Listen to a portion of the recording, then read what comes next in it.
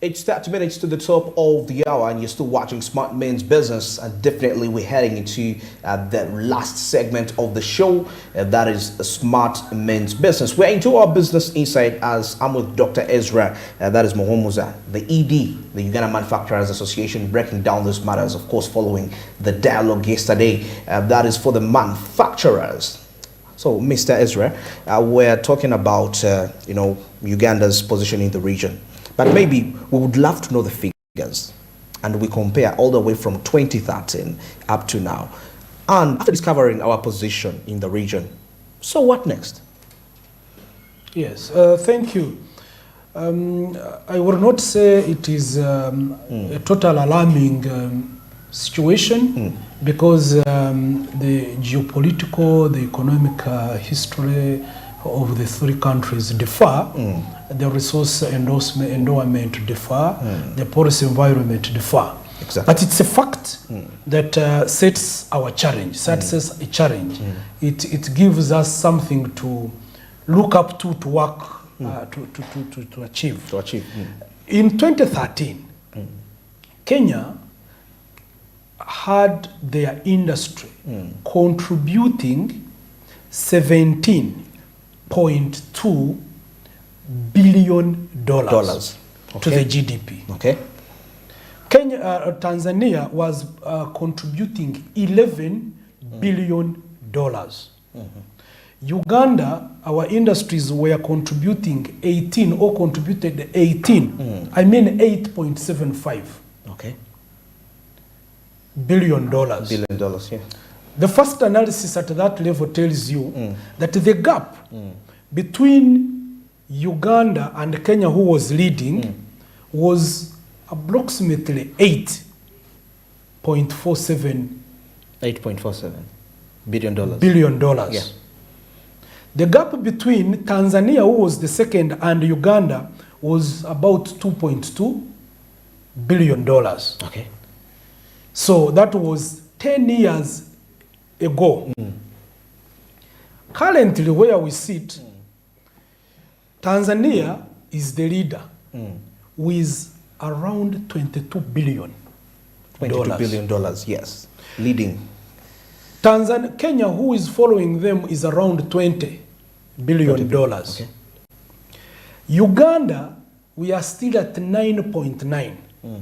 That tells you that the gap between Tanzania and Uganda has moved from 2 billion to 10 billion. 10 billion. Oh, that's a big, it's increasing from the last 10 years up to date. Yes. That tells you that we have not done the best. Okay. Meaning the economies are running away from us. If you are in a run and someone leaves you by 10 strides, then you know you're moving at a slower rate. So that's what set our challenge. And we want to increasingly bridge this gap. Okay. And how are we going to do that? How do we do it? In the dialogue, we cited that there are certain key things that we could do, which are around 5. And I already spoke to one of them, which is about labor productivity. The second thing that we think could be quickly worked upon is reducing the cost of doing business. Doing business, yes. The cost of doing business is currently being skyrocketed or influenced by majorly 3 issues which we discussed. The first thing we discussed is the cost of energy. The cost of power in Uganda is so high. Uganda, we have produced more power, which is a tick. We all appreciate that we needed this power. Yes. But currently, the cost of recovery to the investment that gives us this power is we have nowhere to get the money to pay for it. Which means that it has to be paid by those who are consuming power right now. And it so happens that industries consume 67% of the power produced in this country. Which means that almost equally 67% of the cost is being paid by industry. And that is why we are saying, can we do something to reduce the cost of energy such that we start to produce competitively? Because the mathematics or the logic behind it is that when I have $100 and I wanted to do 10 units, produce 10 units of a product. And you can't take away some $20 of my working capital. It means I am going to produce lesser units. And someone who is enjoying power at a relatively cheaper price is going to move ahead. And Tanzania plus coal, have coal. Kenya has geothermal sources of energy. And these are very instrumental in industrial operations. That is where we're saying, can we find an alternative way of reducing this cost by increasing the consumers for power that is generated in Uganda?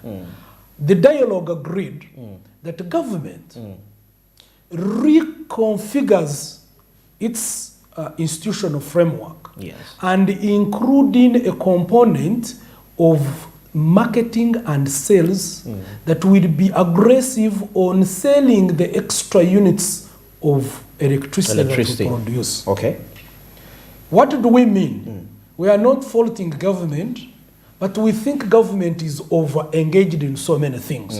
But this one, where they do not have comparative advantage, which is about sales and marketing, they create either an agency or contract it out, and we see an efficient agency or organ that will sell this extra power, and we reduce the redundant power that we as industries are paying for.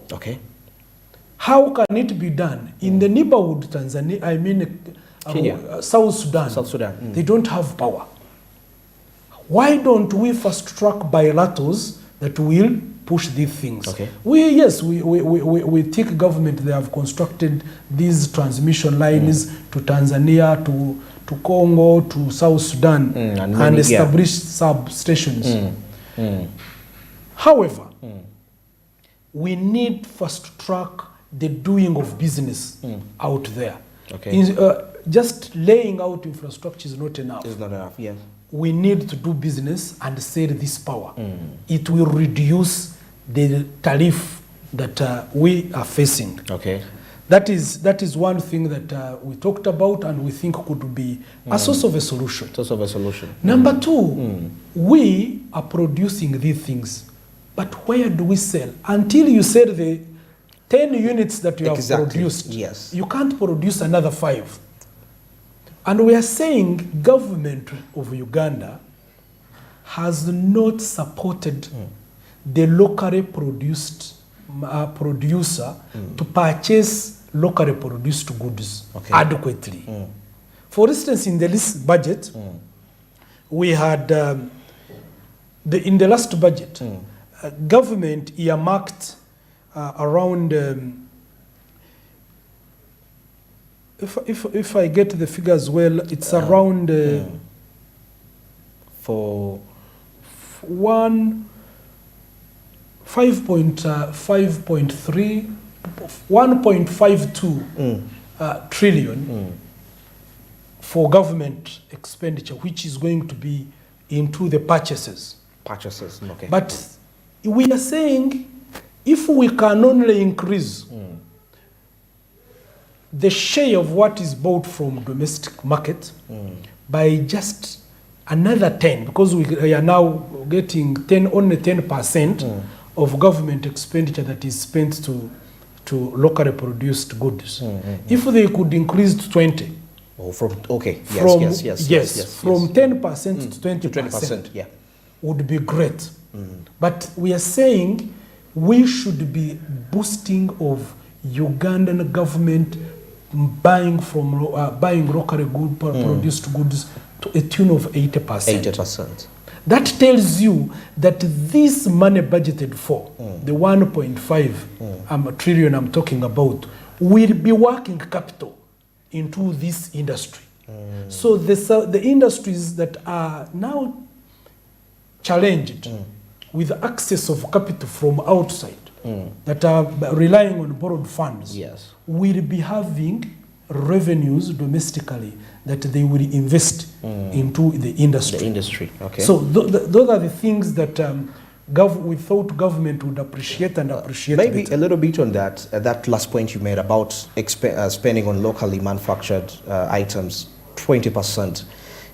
Could it call for, talking about procurement, when it comes to procurement contracts, whereby, local contractors need to be given a higher, consideration as one of the ways to put them in business. But some of the key elements in there, bringing back to the fact that our indigenous manufacturers, the aspects of quality and also delivery, timely delivery of the required items that they put out there. Yes, we have all these barriers. We have these challenges. But how can challenges be solved? Exactly. You solve challenges by attempting to solve them. No one should deceive you that it is easier to get things from China than getting them from Namave. Okay. The logistic equation can't lie on that. And then there is always that kind of claim. Yes. That when you are dealing with local manufacturers, they are not transparent. Exactly. They are not delivering as they are not professional. But how do you? Whose obligation is it to entice this person to clean up? Okay. The way we have been patient with the government in some arenas, the way the other consumers have been lenient and accommodating to the local manufacturer, is the way we expect the government to also government be lenient. to also appreciate, not to be lenient as per se, to appreciate that yes. these barriers are always there, and it is incumbent on every stakeholder to see how we support and solve them. Yes.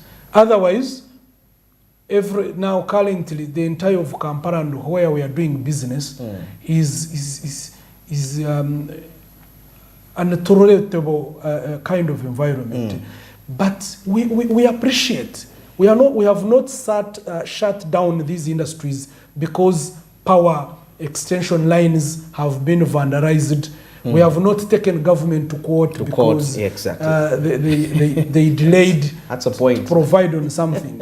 What we are trying to say in such a kind of dialogues, how do we come together and we appreciate the predicament around whatever the situation and appreciate the incumbent on all of us to see how we sort them out. Give us feedback. Okay. That the other day I put an order and it was not delivered as to my expectations. Yes. Running to a foreign market does not give a sustainable solution. Because the next day you'll come back to me and say, please, I need taxes. Okay.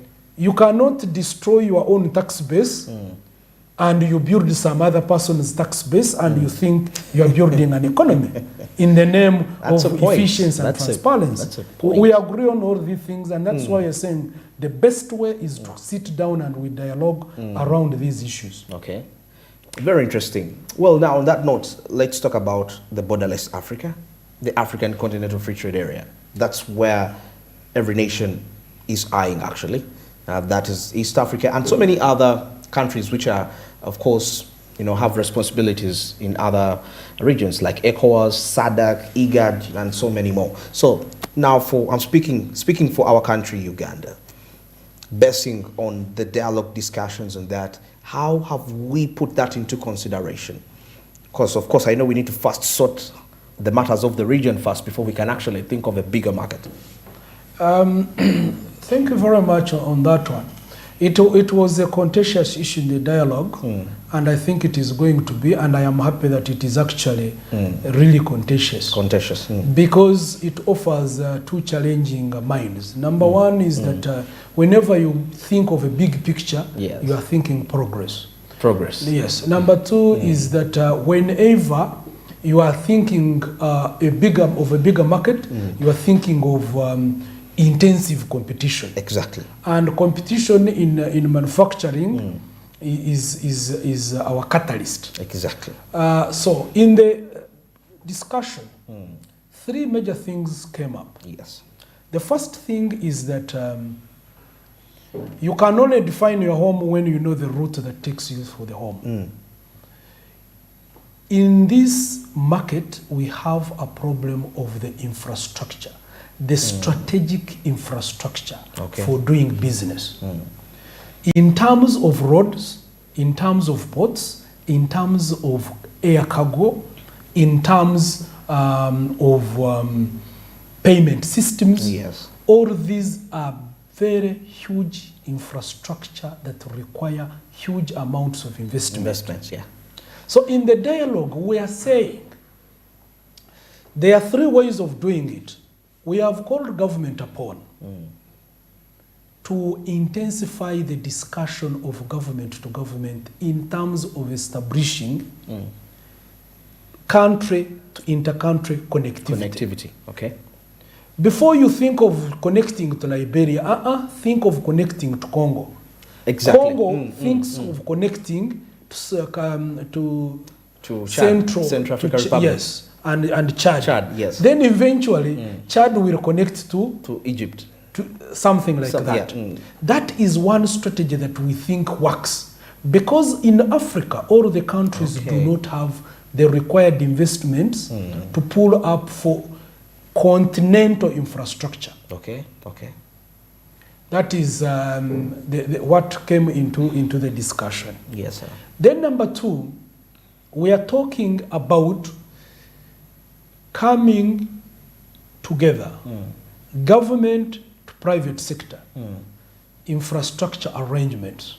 The frameworks are not yet out clear. Okay. The PP frameworks are not yet clear in most of the countries in Africa. Specifically in Uganda, one we have seen, if there is a unit that we have seen really, or we would want to say is a non-starter, is the PPP unit in the Ministry of Finance. It has not lived to our expectations. The private-public sector partnerships. Thank you very much. That partnership unit has not delivered to our expectations. That's the point.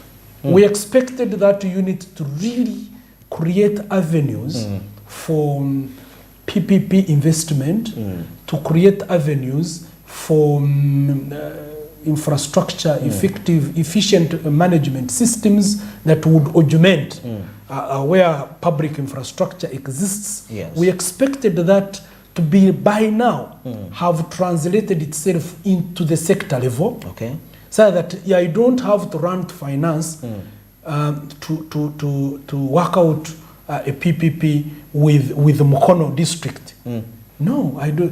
By now, it should have reached at the level of Mukono. And if a PP for a road between Namamve and Mukono, I don't have to chew in the Ministry of Finance to set out that. Exactly. You find one district is saying you are not going to have water pass through my district. Another says we are getting these challenges. So we expected that to have reached at a sector level. We expect the framework to have reached the local governance level. But it is still up there in the air. Sometimes you go to the ministry and you get challenges to find a single officer to talk about. We expect PPP units to have developed bankable projects so that they are marketing them to us as private sector. All these are not coming out. Now, coming back to the Africa, to the continental thing, On manufacturers, we realized that it is incumbent on us to invest into research and innovation. So that we diversify what we bring onto the market. There is a big challenge on the Africa Continental Free Trade Area market. That we all produce homogeneous goods. Oh yes, homogeneous. Homogeneous goods. What we want to take to Zimbabwe is maize. Maize, Zimbabwe, they have it. They have it. And because we're in the same climate zone, we are in the same, we have almost similar resource endowments. So, and we are all agrarian. We are all setting to begin the industrialization phase. So we have so much in common. And we are trying to say the only way that we can liberate some of the economies is to start coming out with schemes that tap into comparative advantages, that is through research and innovation. We had in the room the Economic Policy Research Center that is really coming up to support us as manufacturers on that agenda. Then the other thing that we really pertinently agreed upon was aggregation schemes. Aggregation schemes, yes. Yes. If there is an order for producing 1 million units of a product, and you can only aggregate 200, the order should be picked on. We should be able to aggregate through partnerships and supply collaborations. It doesn't have to be one company, but we only need a framework that brings us together. The current framework is joining me and you into a company. We are telling government to rethink and give us a framework that can bring me together into a supply marriage for that particular consignment. Exactly. If there is another consignment, we work out as per the terms of reference and conditions attached to that consignment. We sit together and we supply. After supplying, each of us gets their share of the sale, and we move on. Yes. If there is a different bid, I can bid with company X today, tomorrow I bid with company Y. But that framework is not coming out clear. That initiative and incentive is not yet embedded into our producers. These are some of the things that we discussed in respect to tapping into the continental borderless Africa opportunities. All right, thank you so much, Doctor. It's been quite a great pleasure to have you. Of course, is Dr. Ezra Muhumza, ED, that is Uganda Manufacturers Association, and we've been breaking down Uganda's position that is in the region, but of course looking to the bigger picture, that is the African Continental Free Trade Area. But definitely, as of course we wind up here, I would love to remind you that the markets on the Zabo platform are already on. Start292# is the code for you there, which will avail you with options where you'll be in position to buy government bonds and securities for a fee of just 15,000 Ugandan shillings. Now the markets opened at exactly 8:15 a.m. and they'll be running all the way to 3:15 p.m. That is East African time. This is effective Monday up to Friday, apart from the weekends and the public holidays when these markets cannot be accessed. But of course, despite that, you have the rest of the days to capitalize and make yourself quite some huge profit, something which I believe is very key when it comes to your financial growth and development. And remember, on top of Start292#, you have to register with your national identification number. So Zab, maybe it's a reality for you. It's the 21st century. Now, Zab simply says, my money, my future. And Alterx East Africa tells you, do something new for yourself. Well, channel 372, that's on DSTV, channel 320 on GOTV, and you can also get us on free to air, and also go to your Play Store and download the Smart Digital application, as you could be driving to your car, to your workplace. You could be streaming, of course, Smart 24 TV in there as we bring you the business information. And also on our social media handles at Smart 24 TV, that's on Twitter, Smart 24 TV Live, that's on YouTube, and Smart 24 TV Official, that's on Facebook. You can always follow us there for the different conversations as we put out there. Well, it's a Thursday, of course, few just tomorrow as we head into the weekend, but above all, I would love to remind you to be productive despite all that, and always set your priorities right. Of course, the sky will be the limit. Till tomorrow, good morning.